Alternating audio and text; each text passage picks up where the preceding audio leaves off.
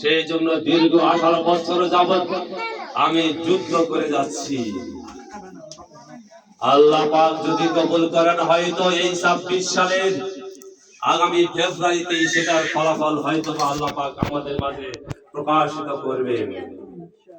এরপরে আমার ইচ্ছা ইউরোপ মহাদেশে পদার্পণ করে এই ইসলামের আদর্শকে, ইসলামের দাওয়াত নিয়ে ইসলামী রাষ্ট্র প্রতিষ্ঠা করার কার্য পরিচালনা করার চেষ্টা করব ইনশাআল্লাহ।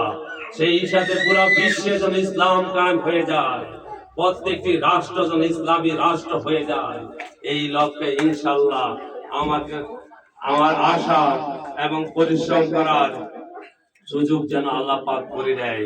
সেই জন্য আপনাদের সকলের কাছে দোয়া প্রার্থী সর্বপ্রতি করি, আমার জীবনের চেষ্টা প্রচেষ্টা লক্ষ্য সবকিছু যেন আল্লাহ পাকের রাস্তায় হয়ে যায়, আল্লাহ পাকের রাসূলের পথে হয়ে যায়, আল্লাহ পাকের রাসূলের দেখানো রাস্তা অনুযায়ী যেন আমার জীবনের প্রতিটা মুহূর্ত পরিচালিত হয়।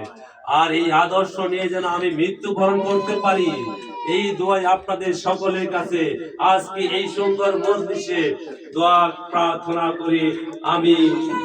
আমি আজকের মতেই সংক্ষিপ্ত বক্তব্য শেষ করছি। ওয়া আখির দাওয়ানা ওয়া আলহামদুলিল্লাহি রাব্বিল আলামিন।